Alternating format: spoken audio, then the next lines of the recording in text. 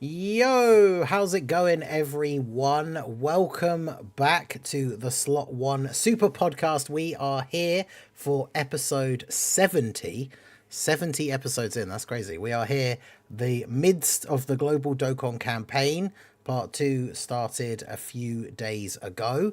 So we are here to talk about everything that has been going on, all the new units, all the crazy stuff going on, everything we're expecting in the next few days. So as always, I am not alone. I'm joined today by Minato's Flash. How's it going?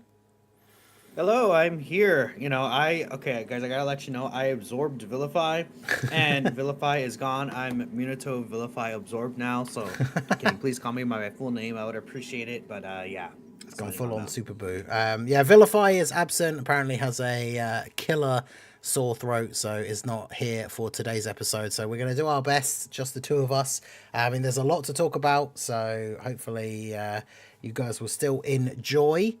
Plenty of things to be going over from the campaign and stuff that is going to be upcoming as well. So before we dive into all of this stuff, as always, just to let you know, if you want to help support the podcast, if you have any questions, you want to give any shout outs, any of that kind of stuff, all donations and super chats are greatly appreciated and will be read out at the end of the episode. So I've already seen like people joking about it in the chat, but I feel like it makes sense really. Before we do anything else, I guess the only real logical place to start with today's episode is to just jump straight in and start talking about the man himself, AGL Super Saiyan 4 Gogeta, the Carnival LR headlining part 2 of the Global Dokkan campaign. Obviously we could gush over this guy for ages, but I will pass it over to Minato. You know, the if you can manage to make, like, if you can get 15 thumbnails out of just this guy's face, then you have a lot to say about this character. Look, So I'm gonna pass it over to Minato. look, guys. I'm completely transparent. Y'all are clicking I when know. he's on the thumbnail. Yeah, Y'all are like I'm it's like, true. come on. Like, I'm It's sorry. true.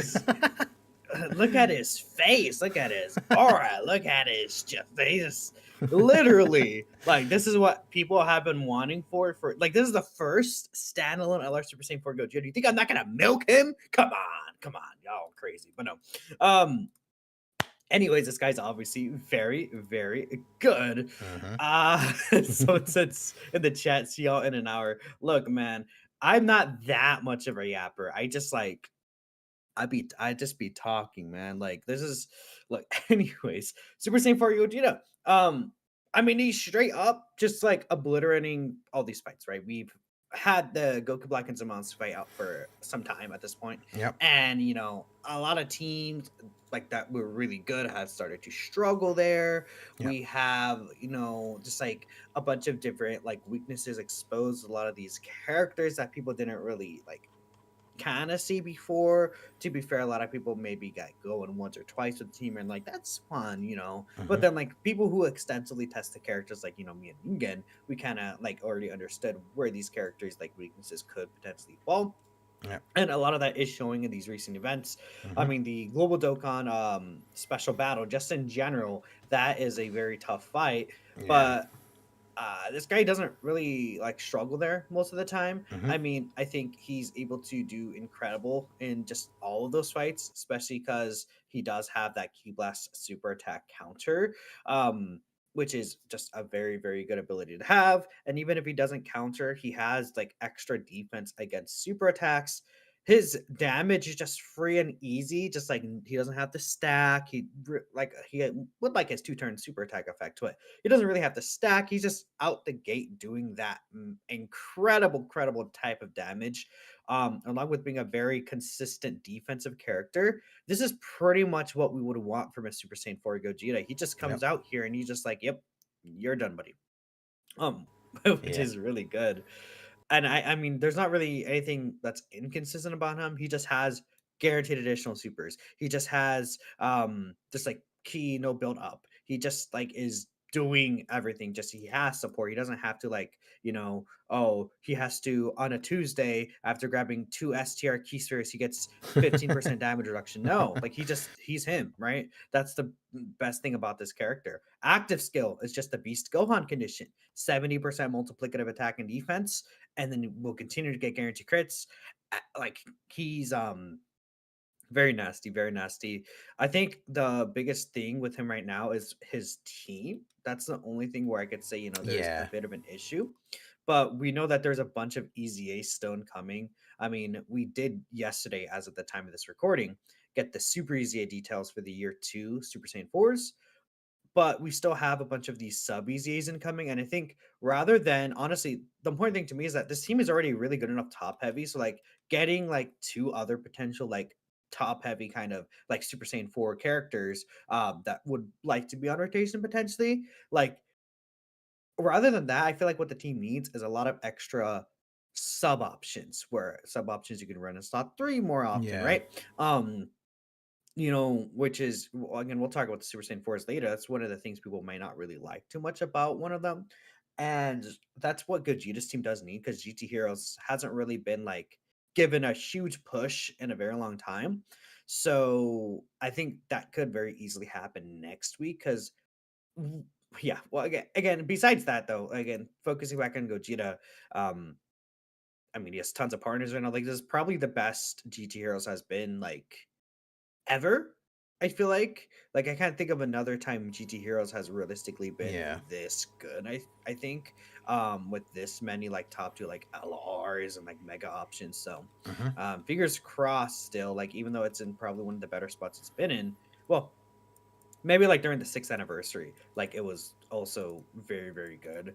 I just think this team right now does need a little more, but if we consider everything that can Yeah. come, I don't really think it's going to be an issue. So, Yeah. yeah. Yeah, I think the GT Heroes thing is an interesting one because like you've got your sort of key main players, like obviously you have Gogeta as the leader, you have the 7-year Super Saiyan 4s, you have Super Saiyan 3 to 4 Goku from the 10th anniversary. And then it's like all of the rest of the units you put on the team are all kind of like questionable in certain situations, right? Like you've got like the LR Super Saiyan 4s that currently have the temporary buff, you've got the GT Super Saiyans, but like those units, if you go into things like the Rose and Zamasu special battle, like those units, they're not particularly good against AoEs or they get destroyed by super attacks. So it's like the team is really good on the whole, but it has these like couple of units that can potentially get like caught out, which is interesting. We're going to talk about the part 2 events in a bit as well, and obviously I guess we can compare them to like Rose and Zamasu, but it does feel like because like Gogeta himself is absolutely crushing everything like you say, but in terms of like especially having attempts at like Rose and Zamasu, like the GT Heroes team itself, I guess it's like rotation locking plus AoEs is pretty awkward for a lot of teams unless like every single unit on the team is a crazy tank. But yeah, Gogeta is really good. I mean, realistically, I think a lot of people predicted GT Heroes would be his Carnival leader skill. I think it was definitely very wishful That was my thinking. Like guess. all the people like hoping that he was going to have like power beyond Super Saiyan or something would like that I think is something we've talked about in the past when it comes to these carnival LRs. Like certain categories feel like they would be too good to be like a carnival leader skill.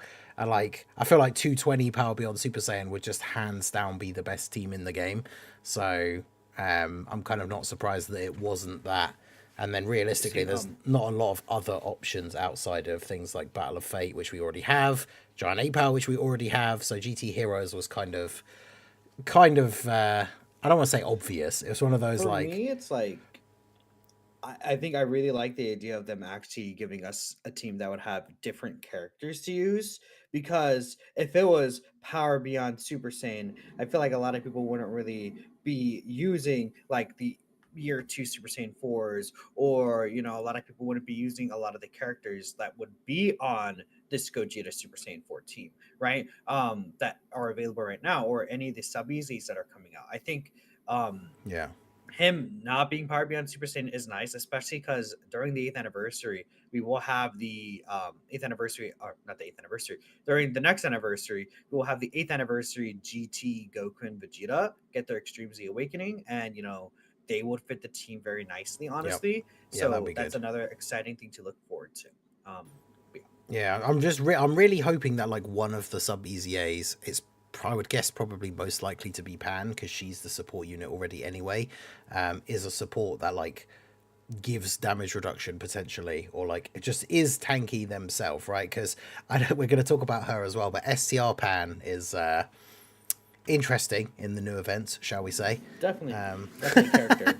But It's yes, not even her fault. It's kind of how no. the event's Yeah, designed. exactly. Like I say, rotation locking and AoEs especially like awkward for a lot of units to be fair, um but yeah, Gogeta himself awesome, destroys everything. It's super fun running him on other teams. Running him on the giant 8 power under the double Super Saiyan 4 Gokus is really fun.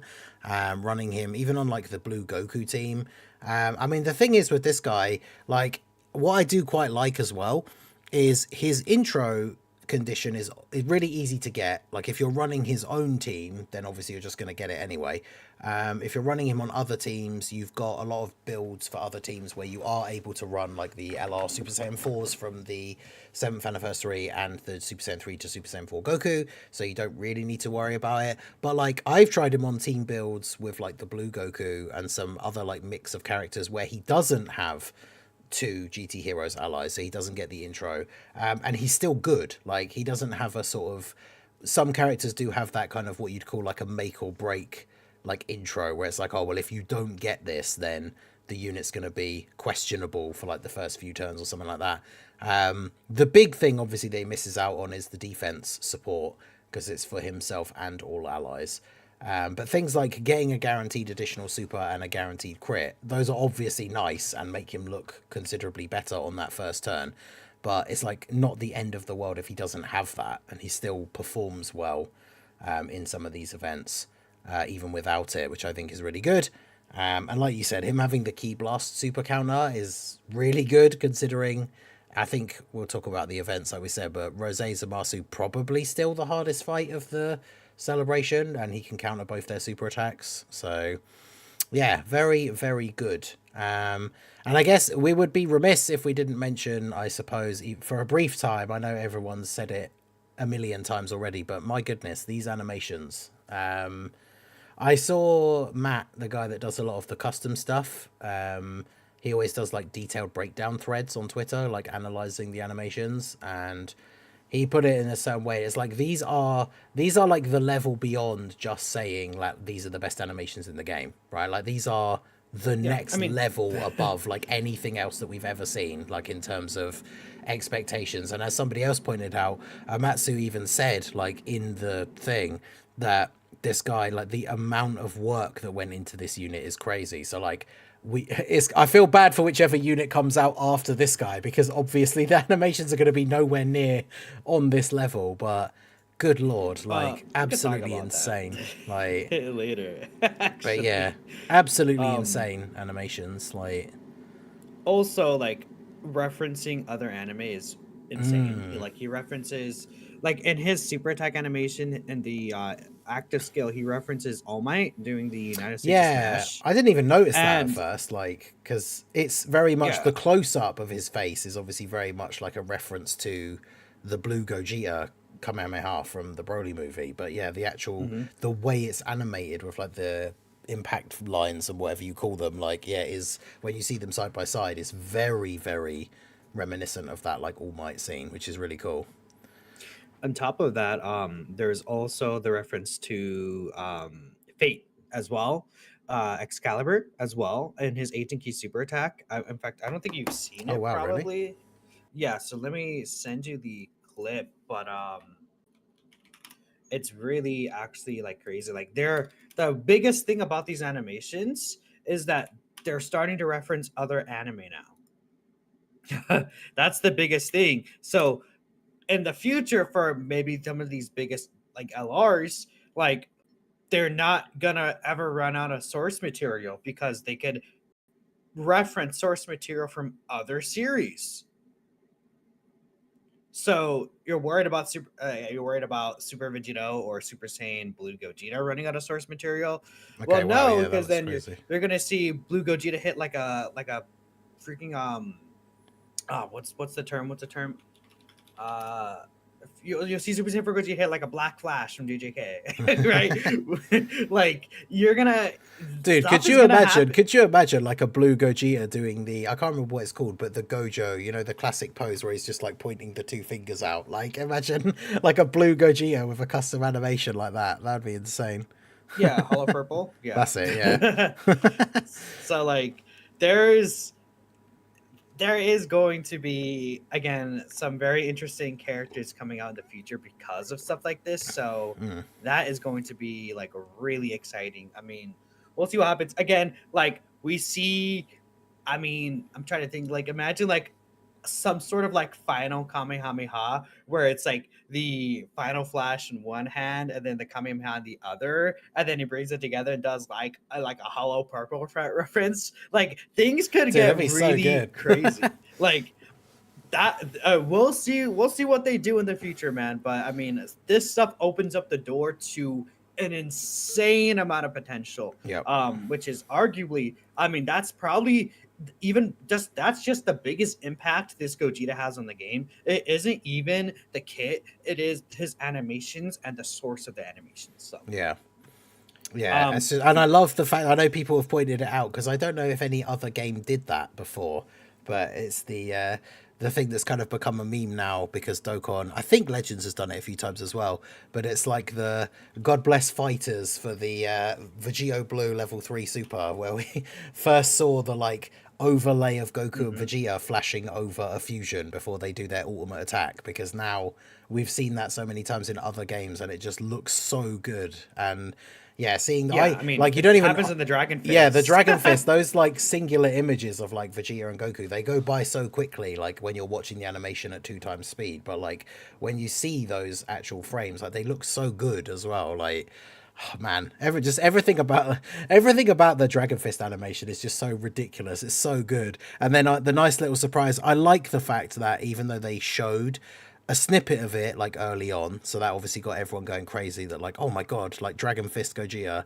Then when the stream was going to start, they had like the teaser, they showed a little bit more, and then it wasn't until they showed the full animation, and then it's like he actually has the Super Saiyan 3 Goku like Dragon Fist KO'd like thing, which I know some people don't like it, I guess, because it is just a direct copy, but like for me, I thought that was awesome. I always loved that like ending of Wrath of the Dragon. It was, I know everyone was super annoyed that like the STR Dragon Fist Goku didn't have that, even though the LR had it. But yeah, I think it looks super cool for like Super Saiyan 4 Gogeta doing it as well. But yeah, it is. Oh yeah, no, it's definitely peak. It is absolute peak. Yeah, so good. Like I say, we don't want to spend too much of the episode just glazing Gogeta, but yeah, he is insane. Like in terms of quality, like everything, it's just all ridiculously good.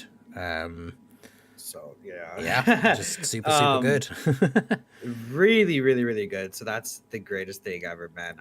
But again, I think we've kind of talked all there is to be talk about with Gogeta right now. Yeah, we will definitely again have other opportunities to talk about him in this episode, regardless. Yep. So we can kind of hold off on that. There's still one other character that a lot of people kind of obviously compare, like anyone next to Super Saiyan 4 Gogeta, people aren't gonna care about. Like you could like yeah. It's just how it is, man. It just is how it is. But I will say, so we'll move on to, of course, the Dokkan Fest exclusive LR headliner of part 2, which is the physical LR Omega Shenron. And the thing is, like, it sucks. It's one of those things. I made a tweet like about it kind of after the reveal stream. Is it like it kind of sucks to be him in the sense that, like you said, almost anyone next to Gogeta like is always just going to be seen, especially after that reveal and with the animations and everything, like any other unit pretty much. I mean, unless it's some crazy like fan sort of thing, I don't know, but any unit next to that is not going to be as hype. But the thing is, Omega is really good. I've seen a lot of people saying that like they either feel like he's underrated or that people aren't talking about him enough. And yeah, I think he's really good. I think his team is really good. I think Goresh said himself, like, this is the extreme unit that we've been waiting for, in the sense that whilst it's not completely perfect, right, it could have been a slightly different combination of categories or whatever. He has a really good leader skill for a bunch of different extreme characters. And then one thing I didn't see really a lot of people talk about is he kind of has a similar effect to the physical Broly, like worldwide trio, and how everybody was like super high on them on their release because they give so much support to the rest of the team, is making these other characters that were maybe starting to age out a little bit defensively. It was kind of giving them that boost to like pull them back up a little bit to like above the bar. And he does that really well, obviously giving everyone defense. The GT bosses specifically get extra damage reduction. I think he's really, really good. There's a couple of areas where he could be slightly better, I guess.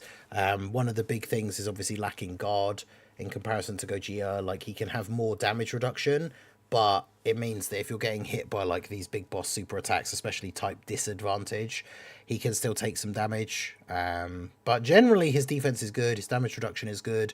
The domain is pretty crazy. Like, some of the stuff you can get on his team when you've got these domains and people stacking up and other people getting their active skills off and stuff like that. Like, some of the units on his team just hit insanely hard. Yeah, it's the action break. Like, I think he's really, really good. It just kind of, like I say, it sucks that he released next to Gogeta, because he's always going to be the disappointing one of the two for people, even if he is really good. But yeah, I think he is really, really good. So yeah, what do you think of Omega, Minato? I mean, I like Omega overall. Like, I think he has a lot of tools to him that could be very useful, and I think he could be a very fun character. I just also feel like there are some like issues that I feel like didn't really stand out to the devs when kind of creating this guy potentially. I think there's a couple of things that I would truly like to see kind of better for his team, which again we are actually seeing that. So again, things are already looking up for Omega based off of like the sub EZAs and the super EZA that we saw yesterday. But at least again, the S tier Omega, Shenron, Super EZA, and the Texan. My issue with Omega is that I feel like he needed just a little more to his team and to what he's like kind of looking to achieve. Because with Omega Shenron specifically, I think he is at a disadvantage in the hardest fight in the game because of the fact that, I mean, his domain buffing Yeah, the that's extreme true. class allies attack is very unfortunate. And the thing is, on top of that, if you're going for a run where you're trying to kill Zamasu first, again, since his AoE attacks Goku Black, although there's the action disable, it really does like do more harm than good for you because you're just continuing to raise Goku Black's attack. And it's just, unless you have a very specific team build, I feel like the no item run for Omega's team in that event can be just very Yeah. inconsistent. And Omega himself is a character where I'm like, okay, I'm running two Omegas in the team, but it's very like difficult to kind of put him in like a slot one position. I feel like half the time, especially if you have his domain up. Then if you don't have his domain, it's like the attack that I feel like the team was kind of designed to have in mind is just not as prominent. Yeah. Now against these super class characters or enemies, I think he's in, of course, a much better like kind of spot because he will also do the additional 30% damage to like super class characters who are earth protecting heroes, fuse fighters, or GT heroes. Like that's a very consistent thing to see. But besides that, I really do think that, I honestly would have preferred like instead of him having an AoE, this guy should instead be um what's it called? What's the word I'm trying to look for?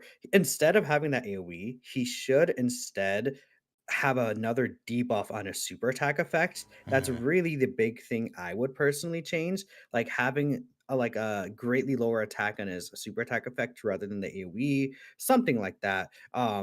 Would be very massive because I truly think that Omega could put you in a lot of um like unfavorable situations because Omega himself will be fine, but a lot of the times he's putting your other allies on the team in a Yeah. situation that they could get hurt Yeah, really, really badly 100%. in that fight. Um, And again, this is specifically talking about that Goku Black and Zamasu fight, but it Yeah. is. I mean, we do have to consider that the most because I mean, I think we kind of both of us can kind of agree that is the hardest fight in the game right now. Yeah. Um, and like a lot of these characters, like we talked about, are weak to AOE's. Well, Omega attacking Goku Black just straight off the gate is gonna really power up those AOE's very early on, while other teams like you at least have the choice to kind of move around that. Yeah. But besides that, I mean, Omega still does so much damage that you could very easily get into spots where like you're just able to just like focus fire on Goku Black and just demolish him instantly, for example. Yeah. And depending on how your rotations go, things could look very favorable towards you. But yeah, I think one of the biggest helps for this team is I feel like this team maybe a little more attack debuffing, and then another like character that could be really strong turn one, and that is what we are getting. Funny enough, Tex and Shenron's EZA, we'll talk about in a bit, Yeah. is exactly what I think this team needed. Another debuffer that could be very strong early on, so that even though like you will start debuffing like Goku Black, he's gonna look fine. Another issue is that I think Omega cannot really live against these really hard hitting supers, which is unfortunate because I feel like a lot of these characters during the celebration have ways around it. I think Goku Black is just straight up tankier. Omega is just his damage reduction without guard. And then we have the Blues have their dodge ability. The Super Saiyan 4 Gogeta has the nullification ability, plus the extra defense against supers. Like Omega doesn't really have as much stuff around living supers is another thing that I think could get in his way of being like that villain savior. Yeah. So I do wish he was a little tankier, but I mean, we'll see. There's still gonna be some extra characters added to his team. We know the Legion of Shadow Dragons will be getting their EZA, and they're a support character. So, I mean, maybe we could see even like damage reduction support or something crazy, but who knows? Yeah, exactly. Like I feel like he's in a similar spot to what Rose was like in part one, where his team needs a bit more, but we already kind of saw from the previews of like who was going to EZA and stuff like that, and like farming up the free units and all this sort of stuff. Like the team was gonna get there, it just wasn't there like day one. Whereas compared to like the Blue Goku and Vegeta, obviously they had a team with like the 10-year fusions and all this other stuff that straight out of the gate was really really strong. Whereas Omega's Yeah. team, you can still make really strong teams, obviously, but he has a lot of buffs that are coming that are going to make his team significantly better. So, yeah, definitely looking forward to those. Like I said, Texin seems good. We've still got more stuff to come. The Shadow Dragons could be interesting as well. So yeah, I think his team is good. He has a lot of good stuff going for him, but like you said, there Yeah, definitely he's are still some really good. drawbacks for sure. I just think But like, yeah, maybe they weren't thinking about some of the things that would occur. Which is like, sure, but I truly think that there is a little bit of an issue with like I think we again like just like the GT Heroes team, like I would say um we want more extra options rather than top heavy options, right?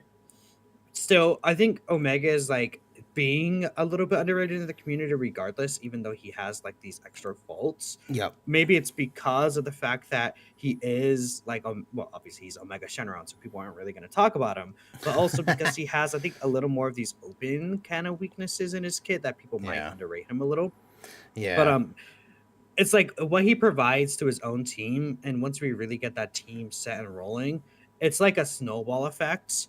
Like it's really really crazy. yeah, And like I think there are runs where he just absolutely demolishes every single fight.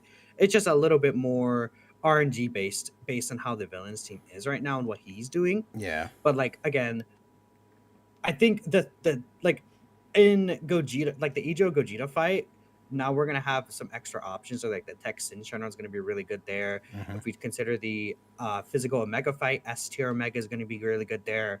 And then both of those characters are huge additions for the Goku Black fight yeah, because what you the like idea of what you're gonna do now is you're just gonna attack Goku Black and make sure he's just debuffed, like yep, beyond doing any damage to you. yep, So Now you could just get rid of Goku Black instantly, and Zamasu is not going to be able to do enough to kill you. Yeah. And you have all the extra damage with the domain. Like that's the idea that they were going for. It just from using Omega initially, he just didn't have that yet. So I'm very Yeah. excited for these upcoming. It's just a arcs. shame, like you said, having he's got a lot of good things going for him, but like when you look at it through that lens of like how does he do in what we would consider the hardest fight in the game, it's like, yeah, his domain buffs the enemy as well. And then yeah, he has the AoE. And the thing is with his team and the way you potentially want to be running it with supports like the AGL Rose, characters like the Nova that we're going to talk about, a lot of the time like he just gets so much key. Like you can't not get the 18 key super, right, and do the AoE.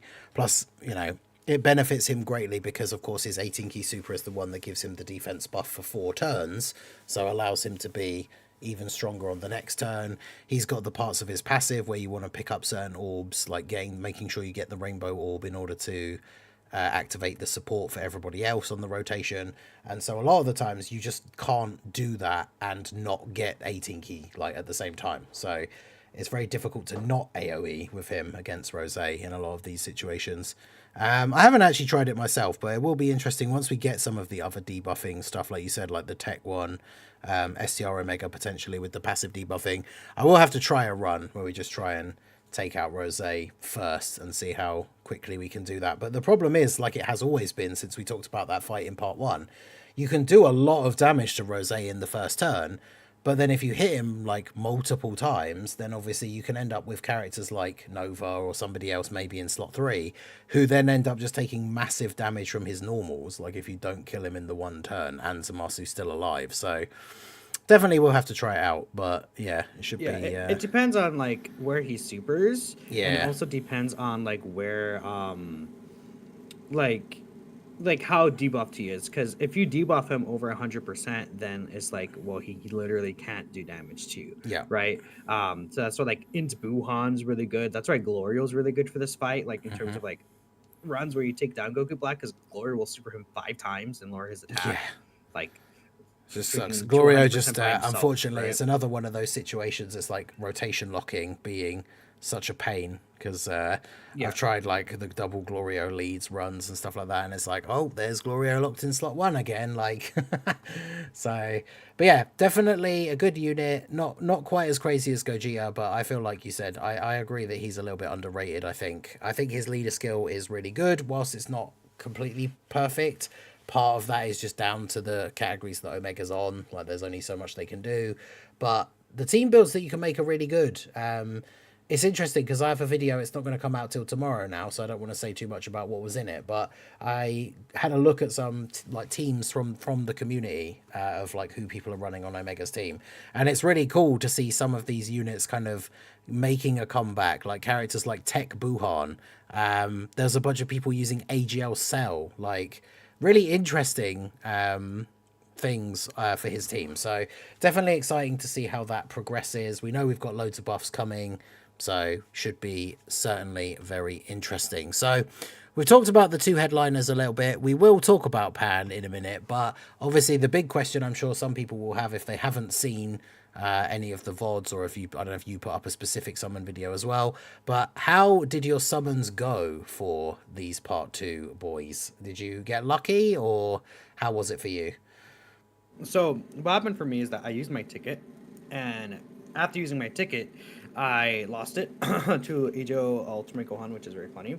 Oof, yeah, that is. And then no, but then I did a multi, and they Gogeta banner after, and I got him first multi. So I was like, oh, cool. Okay, yeah, that's good. Right? I was like, that's 1 down, right? And then I went to go ahead and do the Omega banner, and I got shafted. I had to, well, I say shafted, but I had to go 1,000 stones to get my copy of Omega, and then I didn't even pull him. I just got him off the pity coin, so who knows how long that would have taken. But luckily near the end I got Pan, so nice. I have all of the characters. But yeah, okay, I mean, good. It was a little bit of annoying because I'm like in my head as I'm a bit dumb. In my head I really like I just couldn't continue. Like the only reason I went for Omega is because I was like, I couldn't continue to record other videos because in the back of my head, I just know the Omega Shenron showcase views will dwindle down because no one Loki will care for him in like a day or two. Mm, So it bothered me so much that I had to go out of my way to make sure I did finish getting him okay. just to do that video so I could do my other ideas. So Yeah.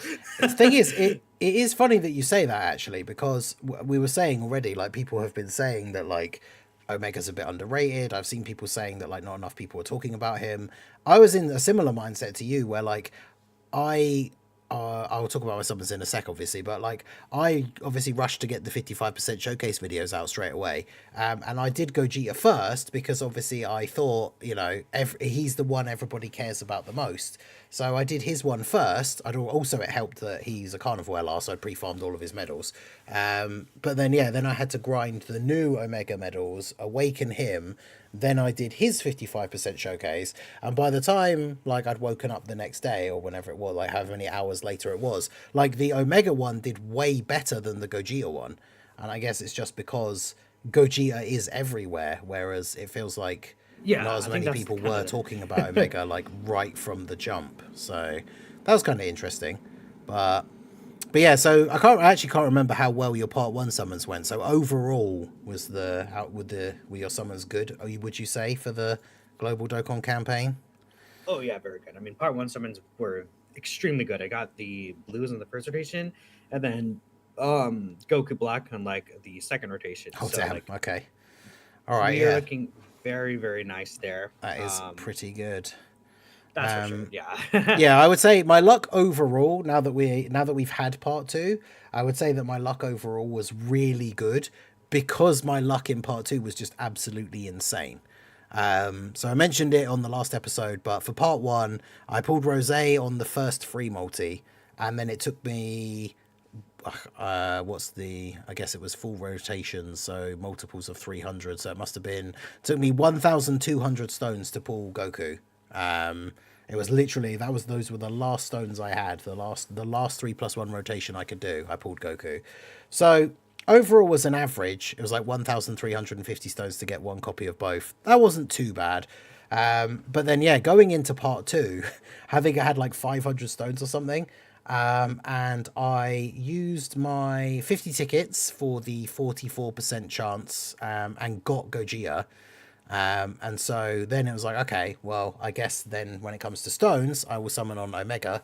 And I knew I wasn't super far away from Pity, so it was kind of nice to be in that position where it's like I knew I would get him, even if it meant spending all my stones and I didn't pull any copies of him. And then literally in the first rotation, I think the second multi I got Pan, and then on the free multi I got Omega.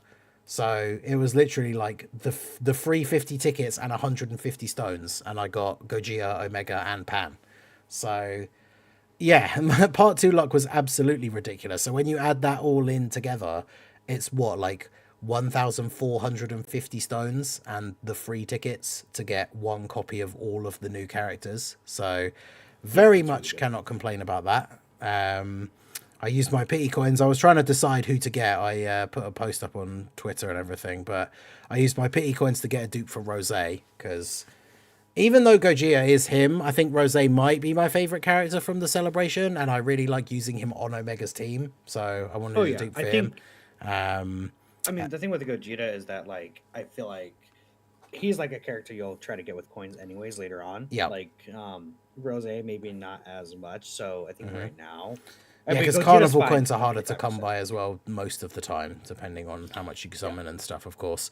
And of course, we do have the second set of 50 tickets that are coming, so I will probably just use them to try and get another Gogeta and see what happens. But Yeah, and it's a thing as well of like I feel like Rose will benefit more from having a dupe right now than Gogeta. I feel like Gogeta just doesn't really yeah, need a dupe as bad. yeah, Rose For having it the to turn chance out. to get the extra additional and then having like a little bit of extra dodge, I think is very beneficial for him. So Definitely. So I think Rose is again also in a pretty good spot. I mean, I like Rose more than Omega though, is what I would say. Like that the thing about Rose's team is I feel like it's just way more consistent with clearing these fights. I don't know if it was if you've seen that too, but if like Rose's team I just had a much easier time to actually clear these fights fully. So that's kind of my thought process and how things have been going. Yeah, I agree. I think when we were talking about it on the stream, like I did a stream last night where we were just kind of testing out Omega's team in a bunch of different events and like using Rose. And I think the way I would say is like, I think in terms of the leader skill, because Super Bosses is a good team, like you said, it can be good, especially because it got so many buffs, right? And the clones are so good. I do think Omega's lead has the potential to be better. Like there are a lot of units that you can put on. Like Super Bosses, I think if you're missing some of the key characters, it could be a bit awkward. But I think Omega is better in terms of the leader skill variation and the fact that what he does for the team in terms of his support. But everything else kit wise, I think Rose is better. So yeah, I wouldn't say like Rose necessarily like gaps Omega, but I do think he is better overall. But yeah, Omega has the potential for more variation in team building, and giving that support to the team. But again, it depends on the team build, because obviously if you're running a full Super Bosses team with Rose, then Rose's active skill buffs Super Bosses for like the 4 turns or whatever it is. Whereas obviously if you're using him on Omega's team, then you're potentially not running any other Super Bosses unless you're running like AGL Rose or something, for example. I mean, that's where you're just using Moss's active. Exactly, and then yeah, in that situation, you could use Rose's Zamasu's active, which gives him the permanent attack buff. And oh boy, like before I'd got the dupe for my one, it's like 55% Rose on Omega's team with like I think I had like Omega slot 1, STR Rose slot 2, and then AGL Rose slot 3. After Rose had used the Zamasu active skill and the Omega domain was up, and it was like 70 odd million like attack stat for a 55% Rose. Like the domain makes everyone on the team hit so much harder, and then when you start stacking on top everybody else's active skills and everything, it can get pretty crazy, like the amount of damage that some of these characters are doing. So yeah, very Definitely. much It could get like that. so insane.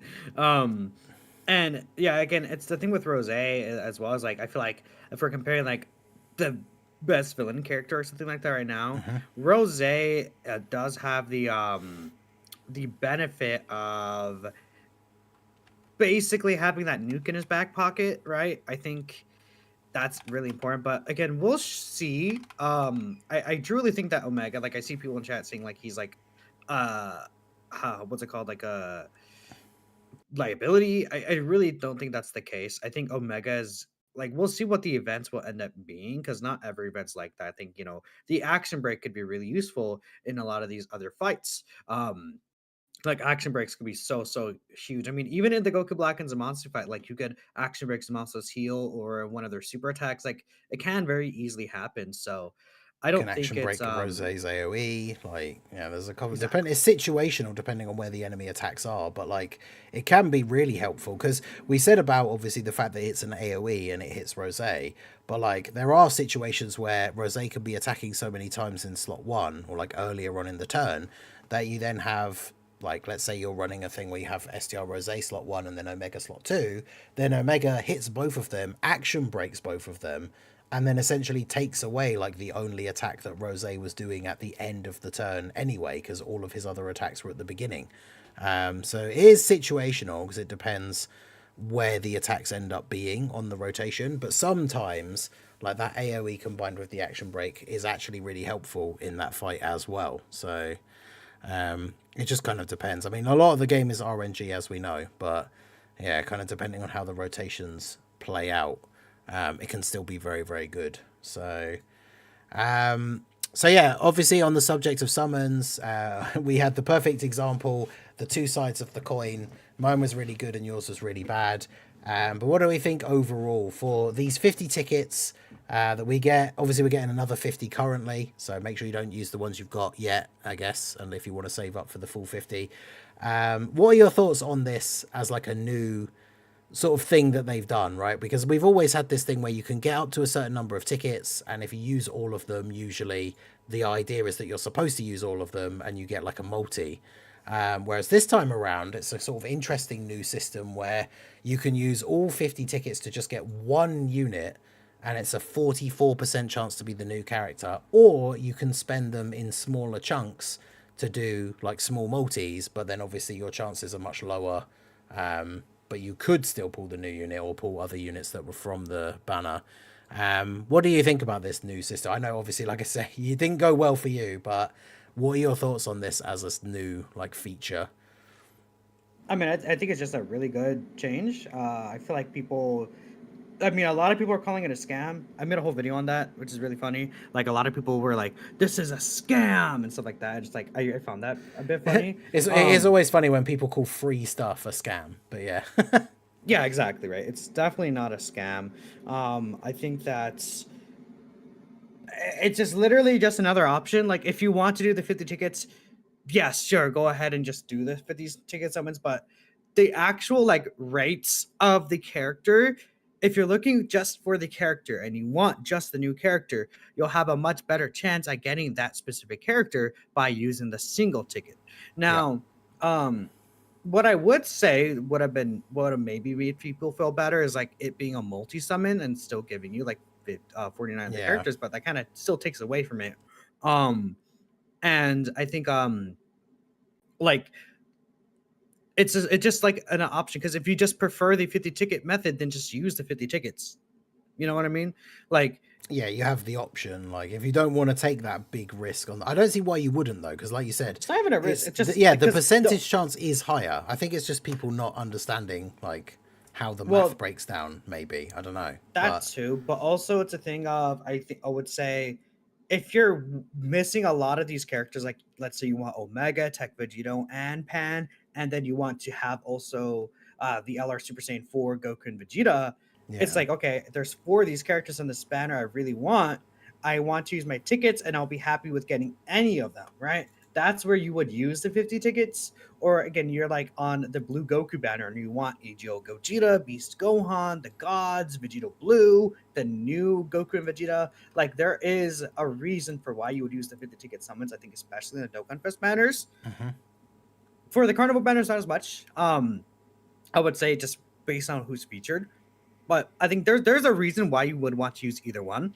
But again, at the end of the day, it's a free summon, and nothing changes if you get it or don't get it because it's free. Yeah, well, exactly. I guess something changes. Nothing changes if you don't get them, but then something changes if you do get them, because it's not like you're spending money. It's not like you're using your stones that you're saved up. Like, this is something that's given to you for this celebration, only in this celebration. You can't save these tickets for anything else. So yeah, exactly. And it's like, it's a tense moment when you're doing that summon and you know you've got like, you know, it's only a 44% chance. But yeah, like you said, it's, if you do get it, it's just, it makes such a massive difference. Because like I say, for me going into part 2, knowing I only had like 500 stones, that would get me to pity. But you know, if the summons hadn't gone well overall, I'd have to pick who I wanted out of Gogeta and Omega. And then, yeah, I got lucky on the ticket, and the ticket gave me Gogeta, and I did that first before I did any summons. So doing that straight away and then just being like, well, so I've got Gogeta already. Like, now I literally just need Omega. Like, it's so good. I think Dokkan has been doing very well. There's been some stuff that hasn't been great, we all know, and we've talked about it on the previous episodes, but Dokkan has done a lot of stuff this year especially towards being a lot more generous when it comes to giving out more stuff for free, especially in terms of summons, right? Like the Dokkan Day tickets and all this kind of stuff. And I saw people saying things like, you know, oh, it should have been 50%. Like, and it's like, okay, of course that would be better if the chance was slightly higher, but no other summon in the game, like even if a banner is like guaranteed featured or something like that, right? Like there's no other summon, I think the way it breaks down, that is a 44% chance that you get the new character and it's given to you for free. So yeah, I think it's pretty awesome. I know a lot of people didn't get lucky. A lot of people did. I saw a lot of screenshots of people getting Gogeta off of the 50 ticket thing. So I guess it is just always going to be one of those things. Like if you don't get it, then obviously you feel mad about it and like disappointed, which is fair, but it's a very cool thing for them to do, to just have even that opportunity, right, to get a copy of the brand new unit just for free. And the fact that the banner, like the tickets went live and were available to you, it was like straight away as soon as the banners came out. So it's like you could just do it straight away, and if you get lucky, like that's it. You're already set up like for the start of part 2, which is very cool. So, but yeah, we have another 50 of those tickets coming. So, like Minato said, like any way you want to kind of break it down, like if you want the new unit specifically, the 50 ticket for the one unit, 44% chance is the highest chance to get it. So make sure you do the missions, make sure you get all the tickets, and then yeah, I think it'll probably be by the end of like next week, I would imagine, depending on when the events drop, that we'll have all of the stuff for the tickets. Because I think it was a week or so. Yeah, it was a week or so after part 1 started that we could get all the tickets. So make sure you get them, and then obviously, hopefully, you get lucky as well if you do choose to use them for the 50 for that one big shot. But yeah, the tickets, you'll be able to get all of them on the 1st. Okay. So next week on the 29th, we're gonna have some of the tickets that you can get from like the battlefield and things like that. But then on the 1st, that's when the Baba Shop resets for the Popo event missions. Not the missions, the Popo event exchange of the Baba Shop, and that's where you get the final 10. So keep that in mind. The 1st is when you'll get the rest of the tickets. Okay, well, there you go. So we talked about the headliners. We talked about her very briefly, but we will go ahead and talk about the banner unit for Omega Shenron here briefly, I suppose. And that is, of course, the STR Pan. Now, it's interesting how they went about these things. Obviously, she was in the data download with Nova like the day or so before the live stream. And it was pretty obvious that she was going to be like the banner unit. So they basically gave away the exact time and release of the banners, which was cool. It was slightly earlier than I had expected, or what we were predicting from some of the in-game stuff, which was quite interesting. But yeah, I know you've had your thoughts on Pan. We've like discussed it briefly. But yeah, what do you think about Pan? What do you think about her as a unit? And of course, what do you think about her as the choice for the banner unit as well? Interested to know that. So I don't really mind her as a choice of the banner unit because we are getting a lot of options for the GT Bosses team. I mean, it would have been nice if it was another like GT Bosses character like Ice Shenron or something, yeah. But she is a nice little option to add onto the team, like not even just her like GT Heroes team, but you put her on Kid Goku's team. I think that's another little nice thing, like a youth category kind of team. But yeah, I think she's really interesting because she's a character that's like turn 3 the character, but like turn 1 is extremely important and she's not strong enough for turn 1. So it's like she's really good to help your characters like on turn 5, which is like, again, obviously like turn 4, turn 5, like support is still really good because that's where like these bosses are like built up. But I think they unfortunately made her a little too weak turn 1. To where she can get kind of destroyed by like Goku Black Zamasu normals. She's type disadvantage in the Gogeta fight, which is not really good at all. Like you can't put her slot 1, but in slot 3 Gogeta supers. She's quite good for the Omega fight, I will say, because she's type advantage there. But like she just needs to because again, the issue is that one of the bosses isn't like an AoE boss that she's like not really going to be doing the best in. And then the second boss she's type at disadvantage in. So we just need another boss that doesn't necessarily have AoEs, maybe is a little bit longer for her to be able to really build up. And we know there's going to be a 4-phase long fight coming in. I don't know, should be maybe next week or the week after. We'll see when that actually releases, but that's going to be good. So hopefully, again, we'll see that like come to fruition for her. I think again, it's kind of always a wait and see situation in these celebrations until after it all ends because of the fact that like we don't know what they're going to drop, right? Yeah, exactly. Yeah, it is interesting. Like, I don't mind her as the pick, like you said. I do feel like, I mean, part 1 was weird as well, right? Because we had Champa, who supports Realm of Gods, which both the part 1 units were on, but he wasn't on either of their leader skills, which was weird. And obviously, Pan very clearly is a unit that goes very well on Gogeta's team, under the GT Heroes lead, gives GT Heroes characters to support. It does seem odd for her for the banner unit for Omega to not have been a unit for his team, especially considering like the sorry state that GT Bosses has been in.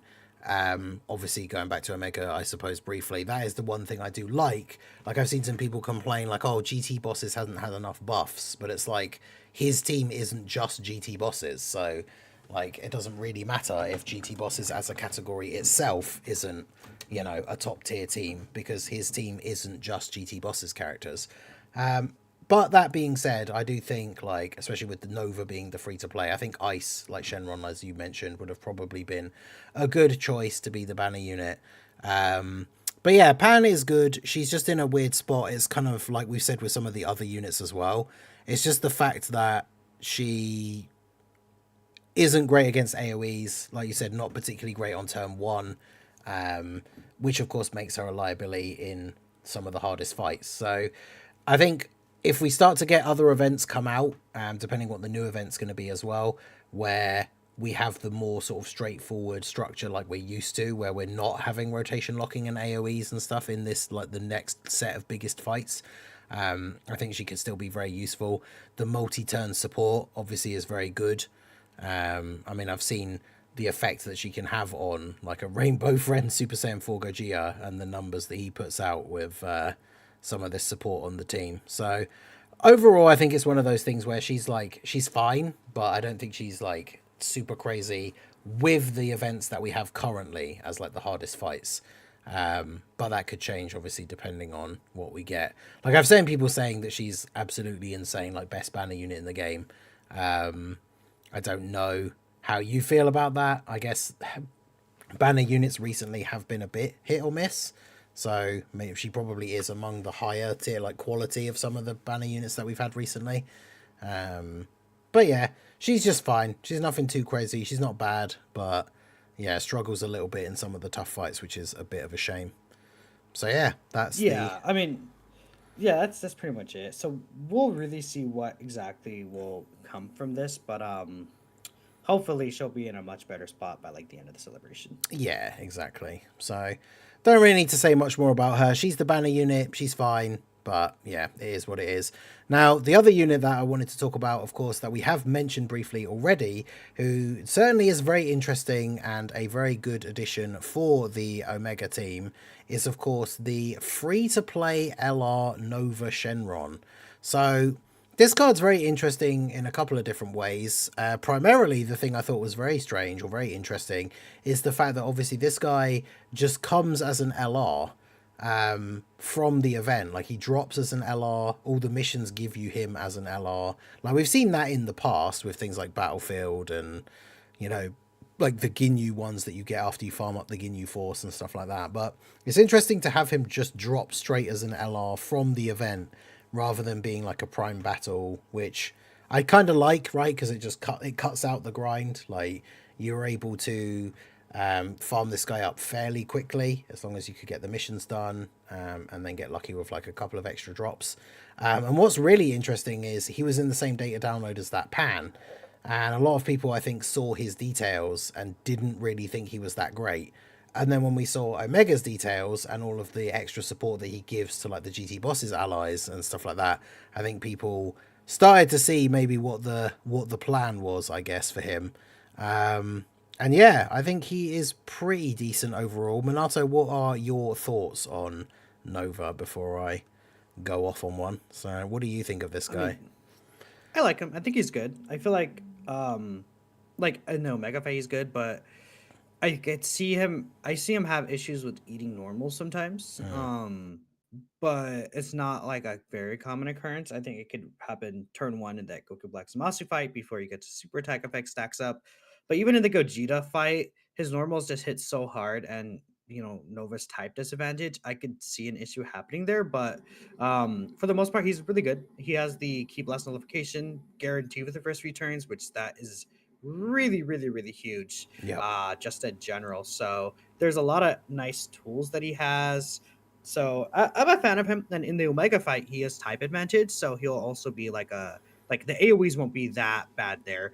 I just think that again, as a free to play character, he doesn't really have that many like holes in his kit, and I think he's doing like decent damage. He has nice defenses. Maybe you could have given like not really even that like a thing that's necessary, but like he could have had some sort of attack or defense debuff. I really like attack debuffs recently, Hmm. and it would really help like just in general. I think having like an attack debuff, because why not? But other than that, I think he's really good. I'm a fan of him.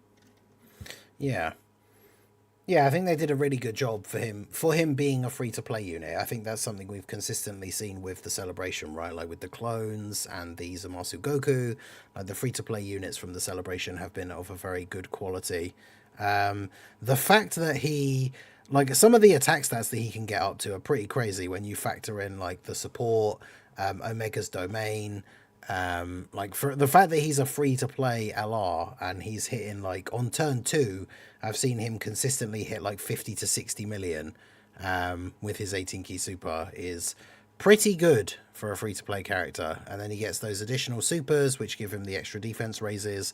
So he is kind of in an interesting spot because like you said, there are some normals that can do damage to him, especially if you get like, you know, in a situation where Rose gets built up in the Rose and Zamasu fight. But it's interesting because, of course, he's in a weird spot, I guess, because, like, if he's getting attacked at the end of the turn, like if he's in slot 3 and he's getting attacked by Rose and Rose's taken some damage because he's been AoE'd by Omega, it's like you want him to get super attacked because then he just automatically nullifies the super. Whereas if Rose does normals and has started to build up, like he can do a lot of damage to him. So it's kind of it's one of those sort of weird, like almost like unique situations where it's like if he's only taking one attack from Rose, you kind of want it to be the super because for those first couple of turns he isn't going to take any damage from it. But that does put him in a good spot. Like I've had runs where he's in slot 2 or 3 and like both Zamasu and Rose super attack him. So you just kind of get a free turn where you don't have to worry about taking damage. But yeah, I think for a free to play character, I think he's really, really good. The only downside being that he doesn't have big bad bosses, but obviously, you know, he was never going to, right? He's not the character from the arc that gets big bad bosses, but that would have been really nice for that rotation, like for having him next to Omega, because they get pretty much the equivalent of the big bad bosses buff from all the Shadow Dragon links. Because I had a rotation where I kind of just moved them around to see, like Omega was in slot 1, and by putting Nova next to him or Rose, Omega sort of ended up with roughly the same defense. So like if you end up having him in the middle, so he gets all the Shadow Dragon links and big bad bosses, then obviously that helps out Omega quite a lot. But there are a lot of good units for Omega's team that have big bad bosses. So this guy not having it is not the end of the world. And I think he works really well as like a slot 3 unit on that team. So yeah. I wish he had it though. I wish he did. That would be great. But it would just be yet another obvious, just would be an improvement. But yeah, unfortunately he doesn't, but he is still very good. So obviously we've mentioned them a little bit. We've talked about Rose and Zamasu because it probably is still the hardest fight. But we'll talk a little bit here about the part 2 fights. So obviously we have the Omega and we have the Gogeta. How did you find these? Because obviously they don't have missions for specific categories or anything, which is good.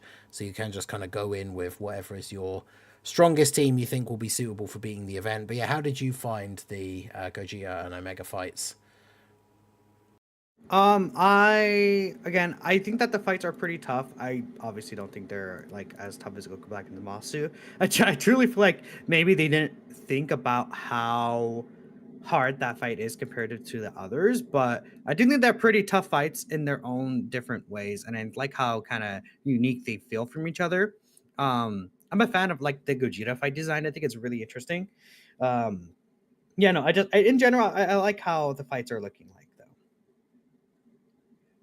Yeah, the Gogeta fight is interesting because we don't get fights like this come along that often where it's got a unique sort of design to it in the sense that he has the scheduled actions thing, which was confusing to me at first because the way it's laid out on Dokkan Info isn't quite exactly how it actually works. I know Proton explained it in like a detailed thing for us, which was very helpful. But yeah, it's very interesting because it's one of those events where you really need to run a team where almost every unit on the team is going to be capable of dealing with his super attack in some way, shape, or form, whether it's dodging, tanking, negating, like that kind of thing. Because we're obviously used to, on a lot of these team builds, you just bring your sort of one dedicated slot one tank for both rotations. And then the rest of the team, you just kind of, they're just out there hoping that you don't catch like a stray slot 3 super. Whereas this guy, very consistently with the actions, I know it changes as the later turns come around, but like he pretty much always supers in slot 2 and slot 3. But his normals still hit relatively hard. So it's like you still need to have a unit that can tank in slot 1, his first lot of attacks. But then you also have to be aware that the units in slot 2 and 3 are potentially going to eat a super attack as well. So there definitely are certain team builds. It kind of goes back to what we were saying earlier, like with the GT Heroes team build, for example, with the LR Super Saiyan 4s or like the GT Super Saiyans. They're not really in a position where they are once the first couple of turns go by and he starts getting his buffs. Like they're not in a great position to deal with those super attacks unless you get lucky with the 30% chance to counter with the LR Super Saiyan 4s.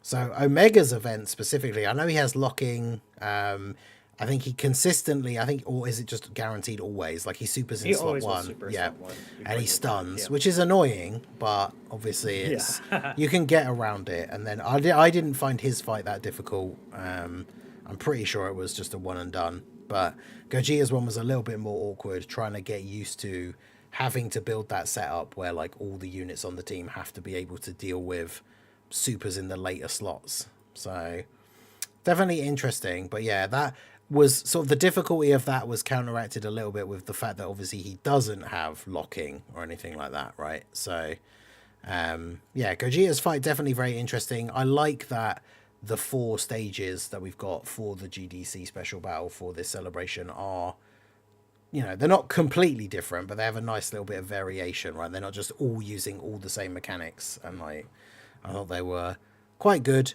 I also like the fact that they've been doing this for a little while now. It's not new for this celebration, but obviously with the I want to say 8th anniversary, where they introduced the anniversary battle, where you would get the unique skill orbs for the headliner characters. But that event didn't come out until like the end of the celebration. And so they've been doing this for a while now. I know they did it for the last worldwide, they did it for the last anniversary, but where these events that give you the unique skill orbs for the characters come out at the same time as the characters themselves as well. So you can like get in and get those stages done straight away and get those orbs for the characters that you've just pulled like straight away, which I do quite like as well. Obviously, I've got no use for the gold one at the moment because they're both at 55%, but it's nice to have the bronze and the silver one be available straight away. Yeah, exactly. I think having the skill orbs available is just really nice, rather than at the end of the celebration. Just makes things feel better for the characters in general. Yeah. So yeah, the events overall pretty good. I mean, obviously so far, part 2 has only been on for like a couple of days, so that's kind of the only thing we've actually gotten right in terms of the event, right? There's the Nova event, which doesn't really count for much because it's just a stage to farm the character, and then we have the 2 special battle stages. Like I say, I like that they're different from the part 1 ones at least a little bit, so something interesting to do as a little extra challenge. And then we know that we have the EZAs coming up now. The interesting thing for the EZAs, and I guess we can go on to talking about them now as well. I will put up this image on the screen. So this is the image they posted on the stream when they mentioned they're going to get 10 GT character EZAs. These are all the normal EZAs. We know that the Super EZAs are the 2-year Super Saiyan 4s and STR Omega, and we have their details already. And then obviously today, well, technically it was this morning for me, but we got the details for them and also the Tech Sin. So everybody else is still unknown in terms of details or when they will drop. I will assume that the 4 that we've had the details for are the ones that are going to come out first, or do you think maybe it's a case of they're going to drop more details tomorrow and then these guys will come out at the same time? Like, what do you think about the release for these guys? Yeah, I think that, well, they dropped the details a day early because I think they didn't want to drop all of them in the same day. So I do expect to see details for the rest of the characters 24 hours or a little later after the details that we had for you earlier this morning, because again, they drop the details. No one expected them to drop them Yeah, yesterday. exactly.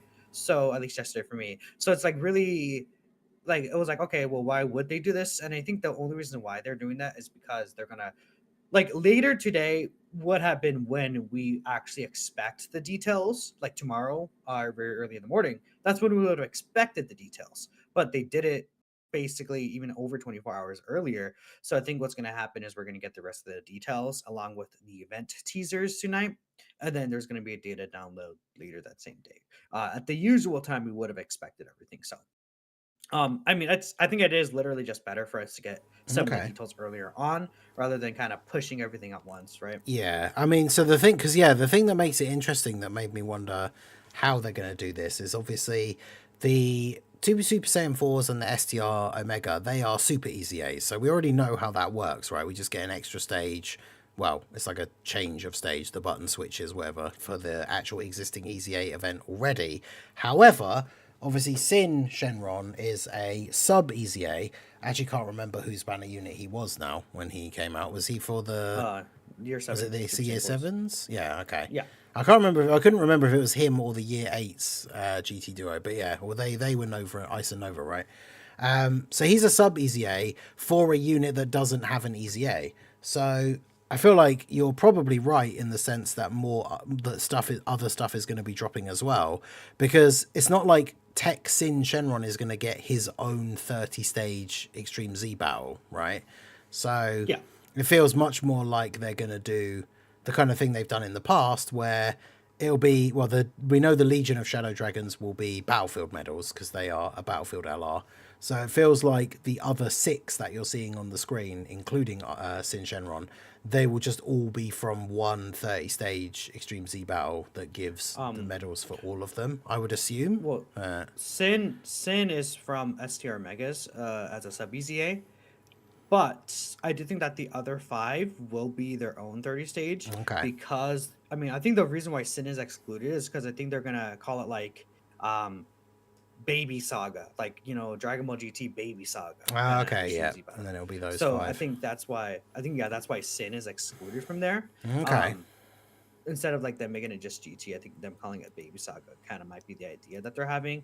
Yeah. And I mean, yeah, that's kind of the only thought I have for why they would kind of exclude him.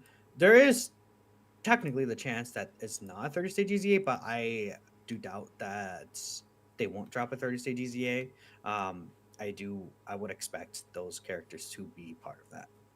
Yeah. So we've already seen Sin's details. He seems pretty good.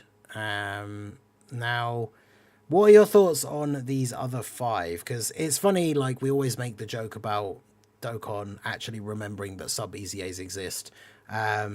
This physical pan, the STR Trunks, Int Super Baby 2, STR Super Saiyan 3, Great Ape Goku, and well, actually not specifically the AGL Goku, but those first 4, they came out like with the 2nd anniversary. So these guys are over 8 years old at this point. Yep.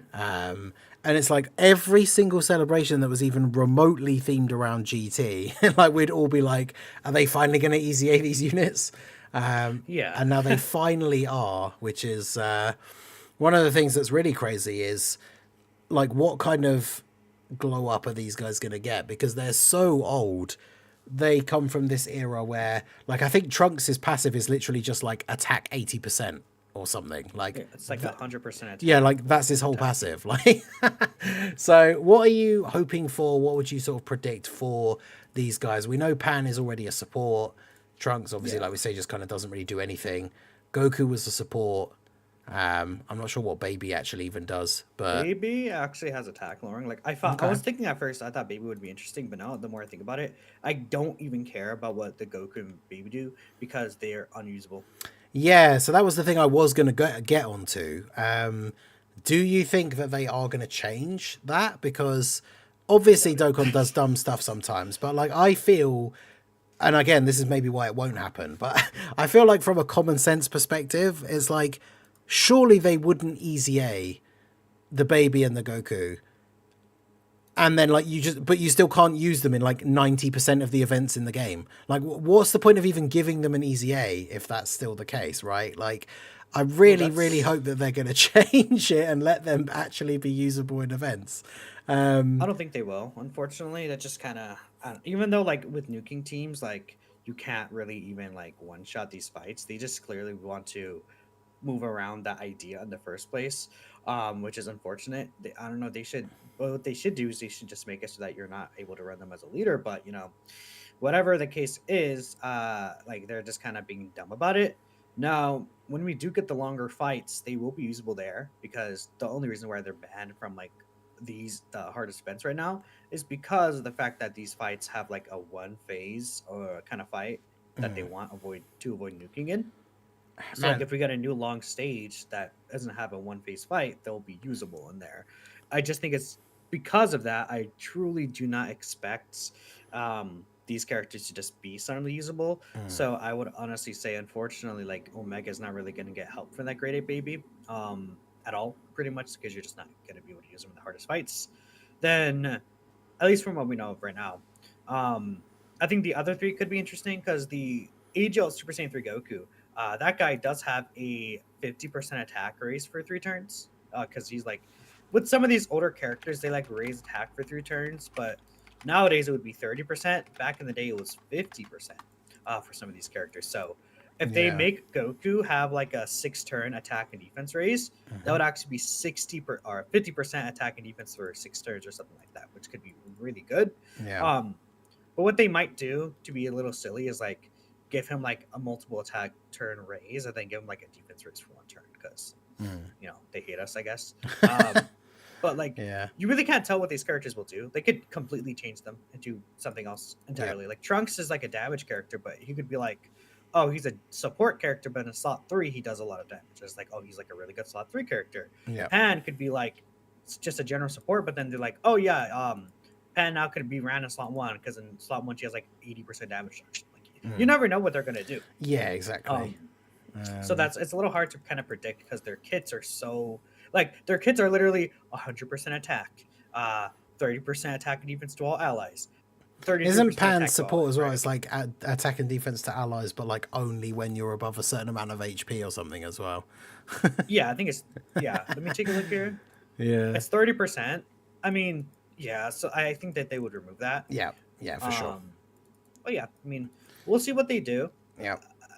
It's really like impossible to kind of because that's the thing with these older characters now, because they are so old and their passives are essentially such a blank slate. Like they can really do anything with them, and we just have to hope the idea is that they had a good idea in mind for what they wanted them to be for their respective teams, because then they can pretty much do anything with the easy A's.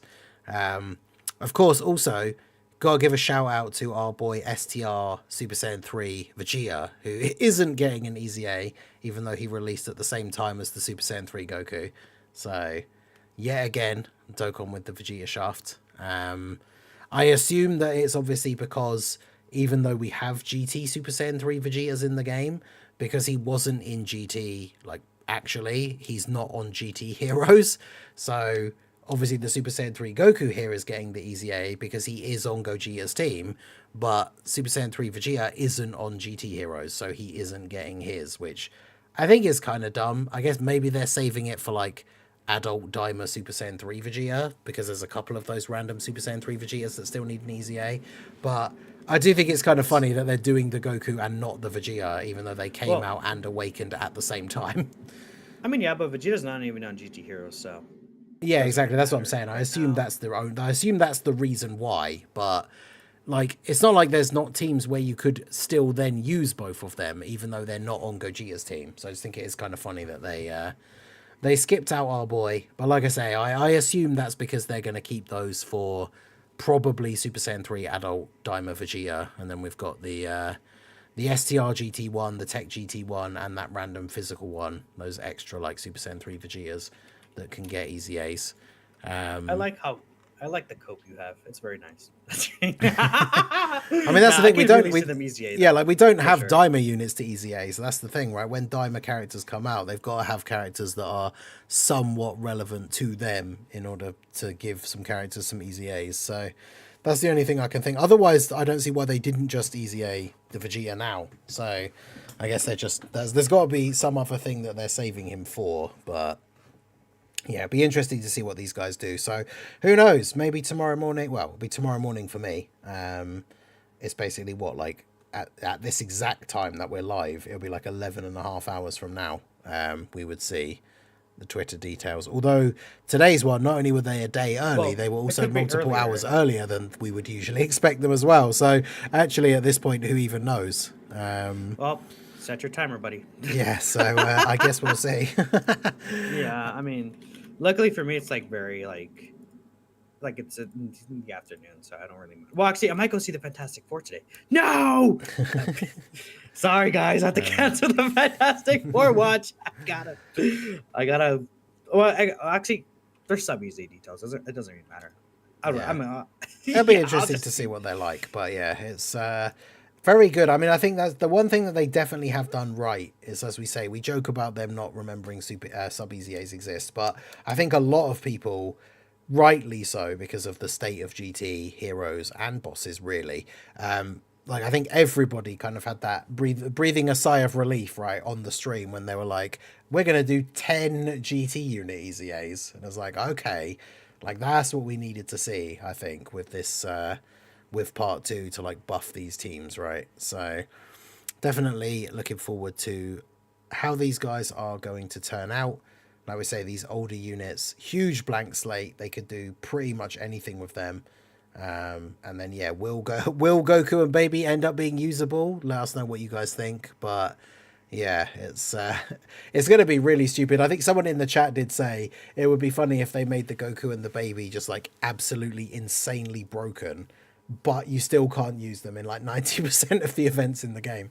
But yeah, going back to, I know what you were saying about it, like, I feel like even in the events that are still one phase, like, the bosses hit so hard now that, like, unless you just keep resetting until you get a turn where there's no attacks in slot 1, like, you can't win with the nuking team strategy anyway. So I don't understand why those units are banned, like, from this event, right? Like, if you go into Rose and Zamasu, I mean, that's probably not a good example because there's 2 enemies, but, like, let's say Super Saiyan 4 Gogeta or even Omega, like, you go into that event, if there's a single attack in slot 1 and you're running a nuke leader, so you're not running, like, you're not getting any stats, like, you just instantly die from, like, the first attack, right?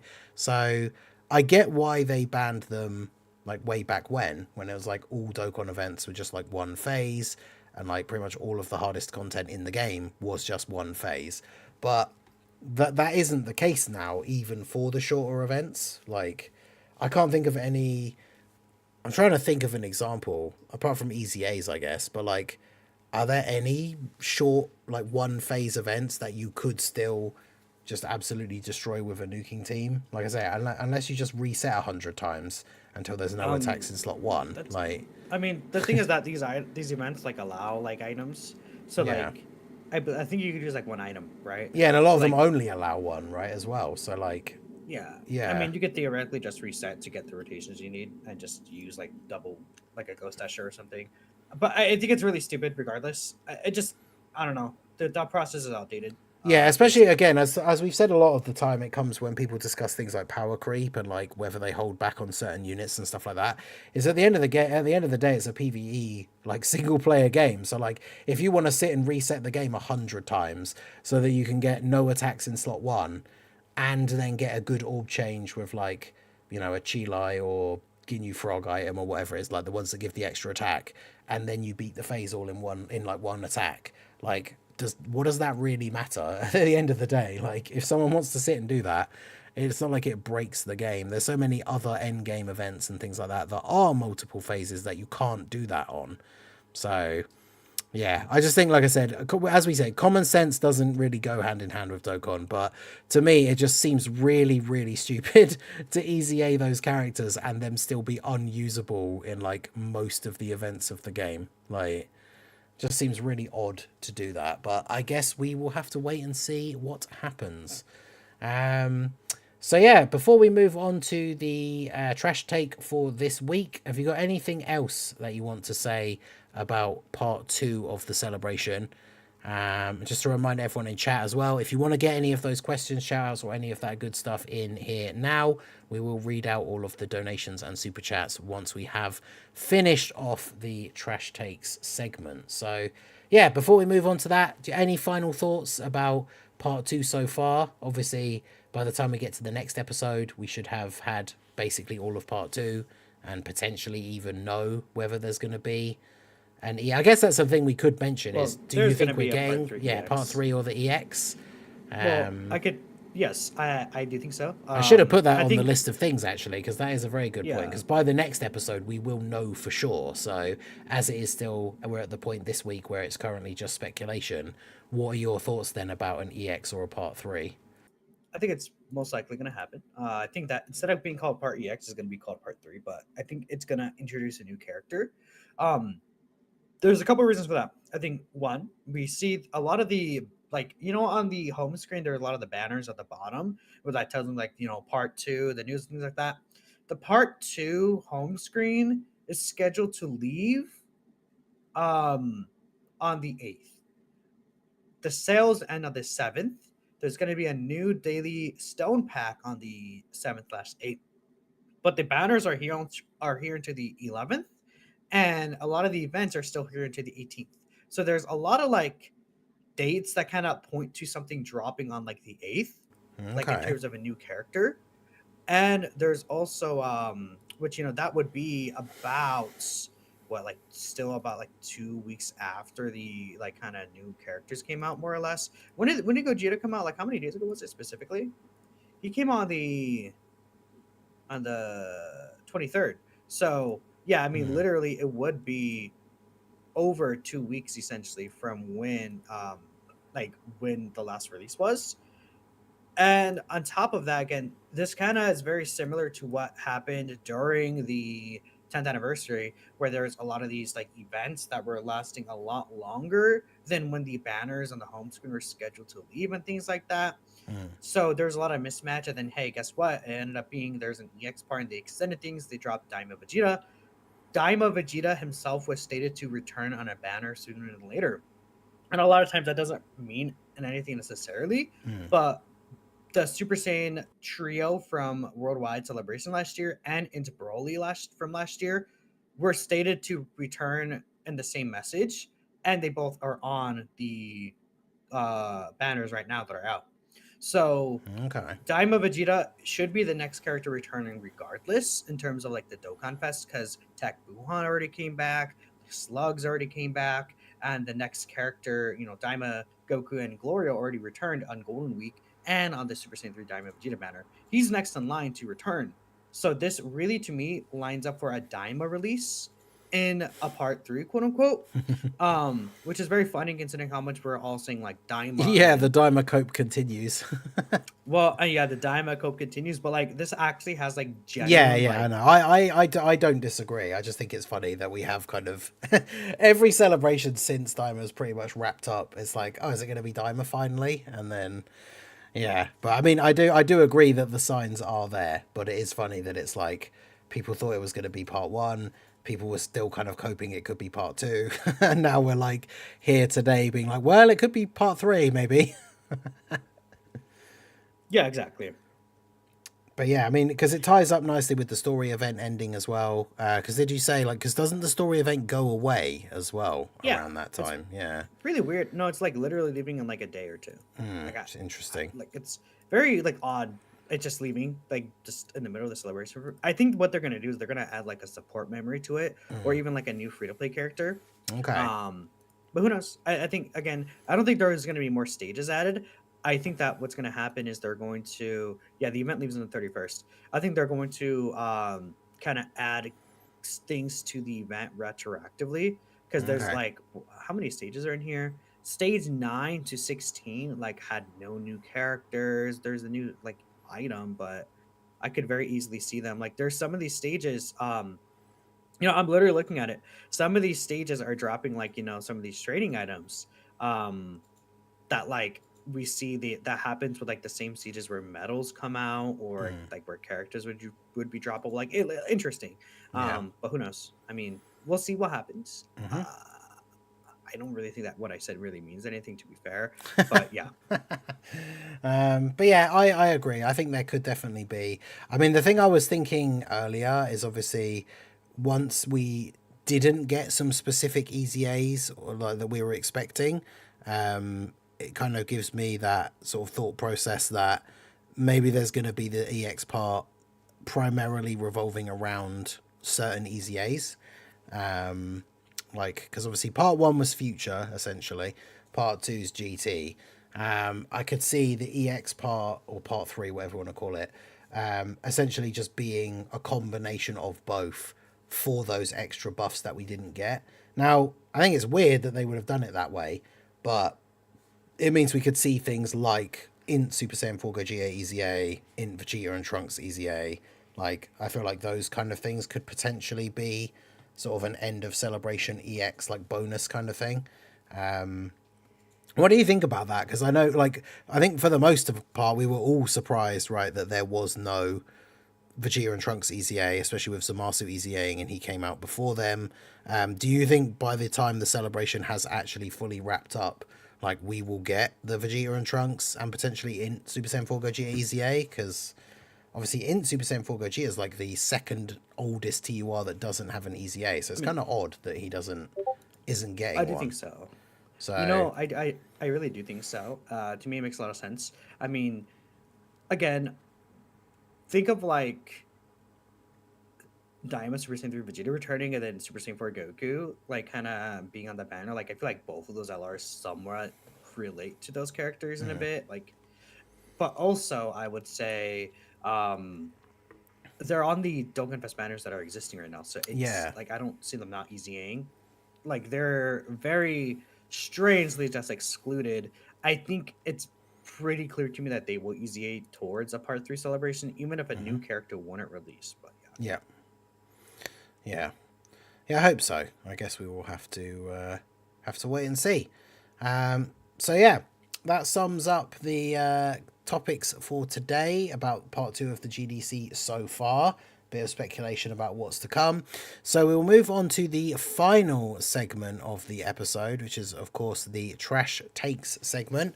With me being the host this week, it was my choice to pick this one. It's interesting because I was thinking about something that was at least somewhat similar to this in the last couple of days when I was thinking about deciding how to spend my coins, both my pity coins and my red coins and carnival coins. And this is somewhat related to that. So I'll bring it up on the screen here. Obviously, it's just me and Minato for today, so I'll read it out and then we'll get Minato's thoughts on this first of all. Obviously, I have thoughts considering I picked it, but this is the trash take for this week. So this comes from Z Fighter Cadonius, and they say, I think the pity system made summoning worse. Not by much, but to me it's very noticeable. With the pity system, they added more characters to the banner's feature list. That already makes it harder to get anyone new, even a unit you just don't have. So, obviously there's a lot to break down for this, I think, but Minato, what are your thoughts straight up the bat for this Well, one? okay. When this is only a change that was made to T-War banners. I think is one thing that we should kind of consider, um, because T-War banners have 10 characters instead of 7. It sucks, but we also got to consider this also a featured character guaranteed step now, like that you could get multiple times. Like you could literally Mm-hmm. get it 7 times. Yep. So that's 7 featured characters guaranteed. That helps things out a huge amount, and obviously it depends on how many stones you're kind of going into the banner. But the thing is, like, I feel like this is an issue if you're someone who is like summoning on every other banner or like every single banner all the time, and you don't have a lot of stones to go into these banners in the first place to even hit pity, where you should be saving your stones up and only summoning on characters that you really, really, truly want instead of every single banner. And then you would basically see by managing your stones, like, oh, I have enough stones to actually hit pity here, or oh, I won't have stones to hit pity on this other banner that's upcoming, so let me just hold off on this guy for now, and then I could try to get him with like coins or whatever when he returns, or wait for the next banner where he'll be featured again, but I could potentially get him from the featured step, or again any coins that I have saved up. Like they're like it's kind of how you think about using your stones in that way. Where realistically now it's a thing of you should only really go into the banner if you have enough stones kind of to do so. Um, Mm. and I mean, I see. I think this is this person in the chat right here, if I'm not mistaken. No, that's not. I see someone say Yeah, it's because of Cadonius, I bad think, is pity in is the chat. I'm here if you've got yeah, I see questions. Yeah. that. But I saw another comment where games are like Cookie Run Kingdom is this, we can get pity on every banner, even if you go with nothing. Yeah, that's true. It's just like when we're talking about like whether or not the pity system is better or worse in the game itself, like the Dokkan's pity is nothing compared to like a lot of other games pity. Like Yeah. that is just a flat out a truth. But if we're talking about whether it's better between how Dokkan was before and without pity, it is definitely better with pity because not Yep. only can you guarantee the character if you manage your currency properly, but you also could very easily just get the character early on without even having to hit pity in the first place. So Yep. even the new system of summoning is a lot better in terms of like the actual percentage rate of you likely getting the character, because I mean, every third multi, you'll have a 1 in 10 chance of getting the character compared to not having that at all and not even having the option of pity, right? Even though you'll have 7 featured characters, Mm. you still will have to roll into getting the 5% chance of getting featured characters. While like 1 in 10 chance is a flat 10% chance to get the character themselves rather than the points. I think it would be like Yeah. still a 7 featured banner like divided by that 5%. Like it's a massively like extra. It's a huge extra like percentage chance of Yeah. you actually getting that character, right? But yeah. Yeah, having the every third multi be guaranteed featured, like obviously increases, even though there are more featured units on the banner, it increases the chance of getting the new unit compared to just normal multis with no extra bonus or anything. Um, the reason why I picked it was I thought this is quite interesting is, like you said, a very good point. The pity system, obviously, the way we have the pity system now, and I think we talked about this quite a lot when it first came out, and people had thoughts and complaints and whatever that, like, comparing it to other games or like, is it too many stones and all this kind of stuff. It is obviously better than what we had, but it's still not perfect, right? It's an interesting system, and I think maybe a side effect that I don't know if a lot of people were talking about it on day one, but something that I've noticed and is one of the reasons why I sort of wanted to pick this one is it's something that I've noticed before, and I'm sure we've talked about it before in a previous episode, but it's something that came up when I was looking at, you know, units that I wanted to pick up with coins and stuff like that, is that with the pay system, one of the big things that has been massively affected, I think, is the coin economy, like the red coins and carnival coins. Because if you do have to go to pity to get a new character on, let's say, a Dokkan Fest banner, then you don't get any red coins. So then the next time a big thing comes around where you have the potential to get a character that you didn't get before, or to get dupes for a character that you haven't pulled any extra copies of, you find yourself having less coins overall. And that's something that sort of, for me personally, that's the position I find myself in, of a lot of these banners having to go to pity. I think the anniversary, I had to go to pity to get one of the anniversary characters from the 10th anniversary.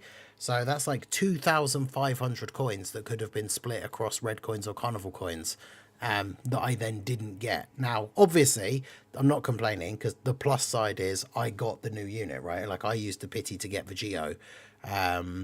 And then obviously we got the Dragon Balls, Wish, which I then got Goku. But I wouldn't have one of those units if it wasn't for the pity. So the pity obviously is good and it has its advantages. But that is a thing that I think maybe was like an unforeseen side effect, that you get so many less coins if you are going to pity on these banners fairly consistently.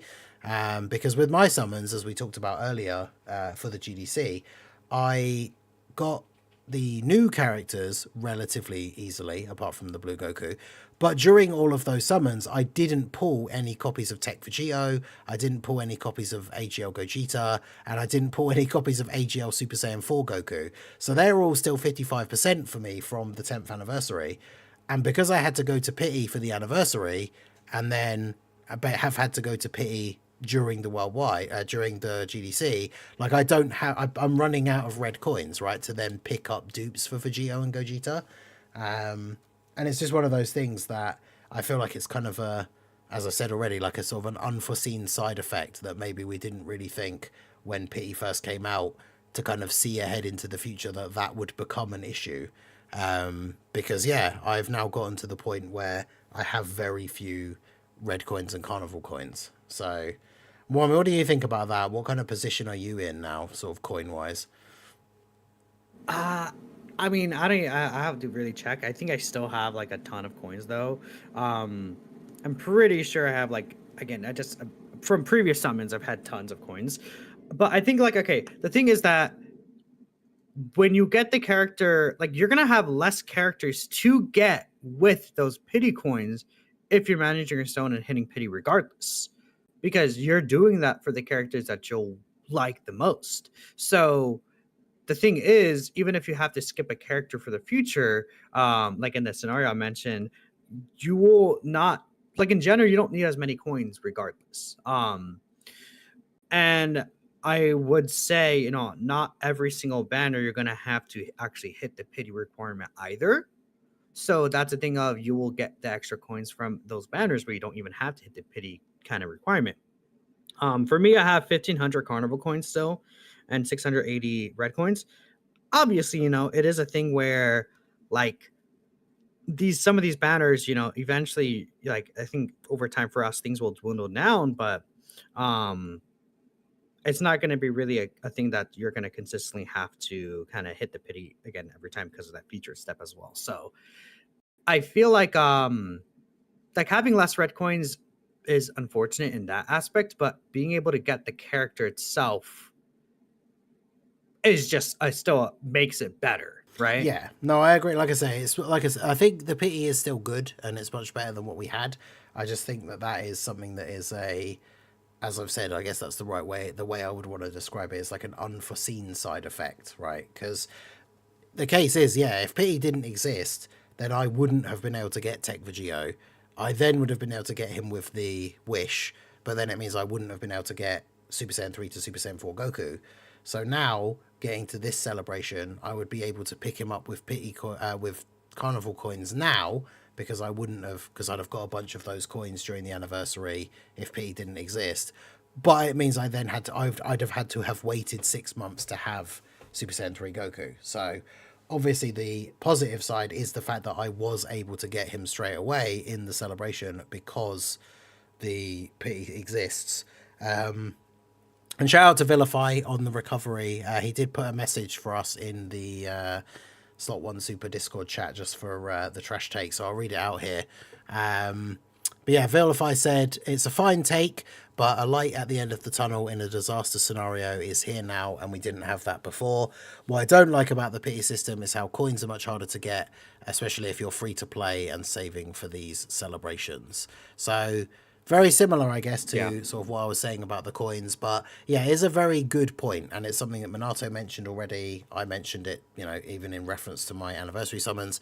The fact that pity isn't even an option is something that is a considerable improvement from the past, right? Because I will quite happily take not having as many red coins overall, but being able to get some of these units, knowing that if you spend a certain amount, like that's like we said earlier, going into part 2, I had enough coins from part 1 that I knew going into part 2, even with only 500 stones, that was enough to get me to pity. So I was going to get one of the part 2 characters regardless. Whereas obviously we've all got our own horror stories. Most of you guys know mine if you've been around the channel for a while. The 6th anniversary,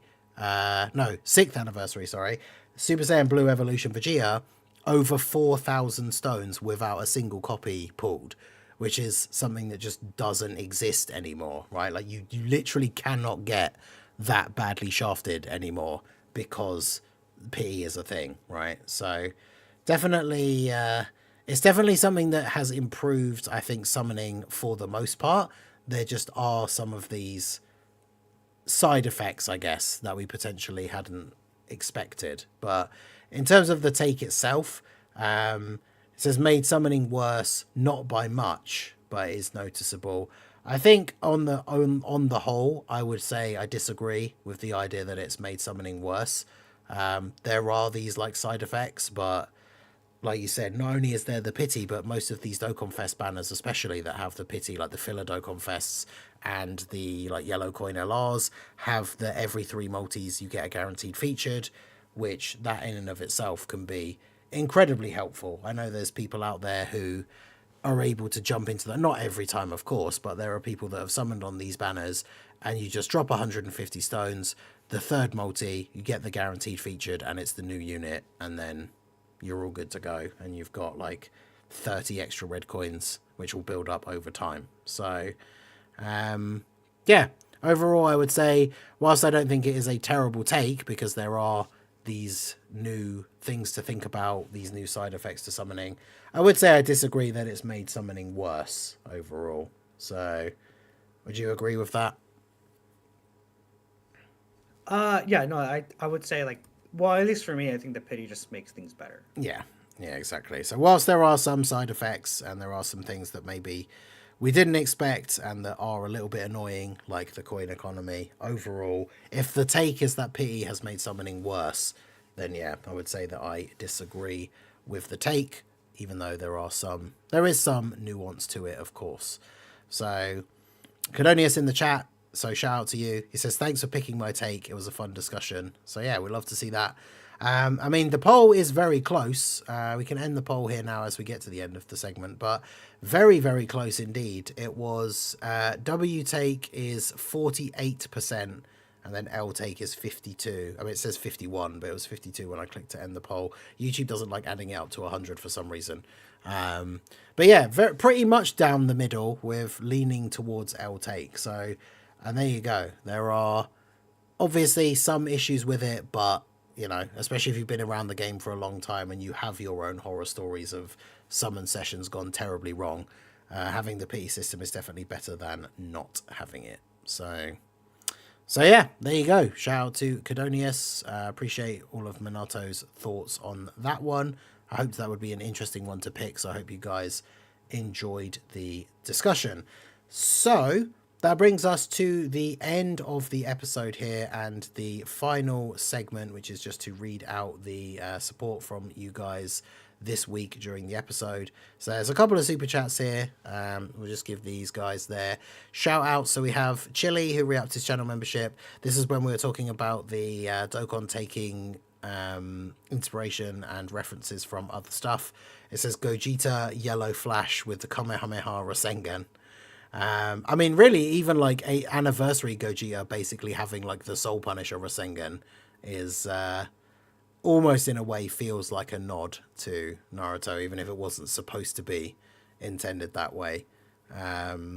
So yeah, very much looking forward to the stuff that we could see with these nods to other anime and other characters within these animation references. Gogeta definitely has set a new bar, and as we said already, I don't think we're going to see a release until probably an anniversary at the earliest, like the 11th anniversary. We probably won't see animations on this kind of level, because you know they advertise the GDC as an anniversary level celebration, so Gogeta is an anniversary LR, like anniversary level LR. So we probably won't see animations like this like multiple times a year or anything. So very, very good, but I guess we will have to see. So then we have a super chat from Chili. The $2 says, don't be an Iron Cane, do the missions. So yeah, make sure you get your missions, get those tickets. Make sure you have the 50 tickets ready for when they're available to be used. And hopefully you guys get lucky and get a copy of whichever of the new characters you go for. Now Drace with the $2 super chat says GDC is 0 out of 10. Gogeta and Omega should have been STR. So We didn't really talk about that a huge amount. We obviously mentioned last time that the fact that both the Part 1 units were STR. I was kind of expecting both the Part 2 units not to be STR, but I was expecting them to both be the same typing as well, just because that's what they did in Part 1. And so then with the Part 2 units not being the same, it does make me wonder why they made the Part 1 units the same typing. Do you have any thoughts or theories on why... because it's not something they really have they ever done that before with like a dual Dokkan Fest sort of thing? I know it's not dual Dokkan Fest, but Dokkan X Carnival, dual headline releases. Like, I feel like this is probably one of the first times that it was the same typing, and then they didn't do it in part 2. So like, why did they do that in part 1? I don't know. I don't know. I have no idea. Yeah, it's very strange. So it definitely made me think that both the part 2 units would be the same typing, and then they weren't. So. Yeah, not really sure why both the part 1s are STR and Pan is STR. So, and when we saw Pan and Nova in that data download and they were both STR. It was funny. Like, the memes, it was like, oh man, imagine Gogeta and Omega are just both STR as well. That would have been very funny. The global STR campaign. But yeah, very interesting. I wonder if we will see that again in the future for these dual headliners. But yeah, very strange. Drace with another $2 super chat says 2025 and DB fans still can't read. I mean, that will continue to forever be the meme. The number of comments and feedback and stuff people have given on the new units not reading their passive properly. Oh yeah, that was one of the things we said we were going to talk about when it comes to reading passives. The AGL Super Saiyan 4 Vegeta situation. You were going to say about, because we talked about it briefly before the episode started, but we saved the explanation like for the episode itself, is that apparently his global passive was not translated correctly or something, and he is actually better. Did we even talk about the super EZAs? We kind of didn't. We kind of did. No, we mentioned them, and then because we had the normal EZAs up on the screen, we then only talked about them. So that's funny. I mean, at this point, like, we have our individual videos out for those characters anyways, and we still need time to kind of fully digest them, so we'll probably talk about them in more detail when they come out. But Vegeta's slot 2 passive and slot 3 passive, it is a multiplicative like phase 2 buff in the sense where, again, it will basically just give him bigger numbers after attacking. It'll make him a bit weaker against AoEs, but it's not like the biggest change. But Vegeta is better now. How much better? I'm not really 100% sure. It's something that we're gonna need to see him in game and what he's gonna be looking like. To truly know. But because we haven't had the data download yet. So I think Dokkan World's already done the advanced showcases, but he does those by having someone essentially custom make the EZA in the game. So I'm not sure if that was done with the correct version of his passive. So I don't actually know whether that showcases then an accurate representation of what he's going to be like. So, yeah, Super Saiyan 4 Vegeta might be better than we expected. But yeah, it's kind of funny, the meme about DB fans can't read, and then obviously even in DB games themselves, they've like mistranslated the passives, the people even making the games, which is kind of funny. And then lastly, we have a super chat for $2 from... You know what's the funny thing? Go on. This one, well, technically, this translation that they did is technically correct. Right. It's the other translations that are all wrong. Like, this Vegeta's passive should be as a second or third attacker, because it activates when he attacks. Yeah. But the other character should be when this character's in the first or second, like, position in their rotation, or whatever wording they would use.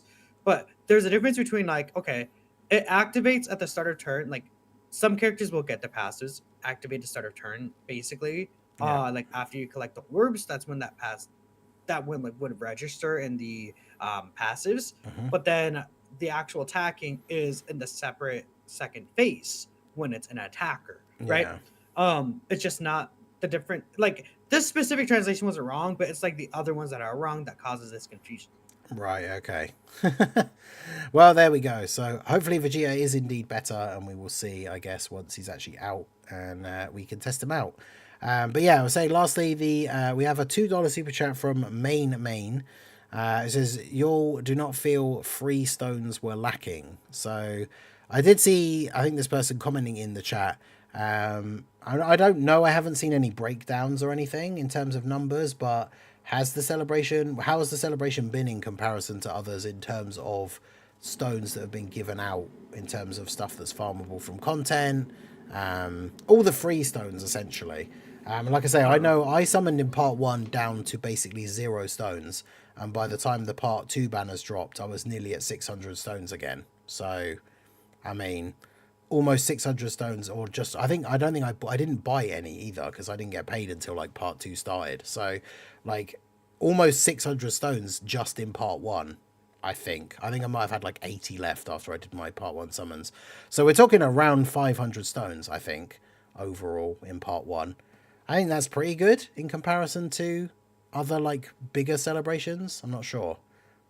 Yeah, I think I'm not really 100% sure. I think people are maybe comparing this to the anniversary, and it's like, obviously the anniversary had like a ton of more easy A's at this point.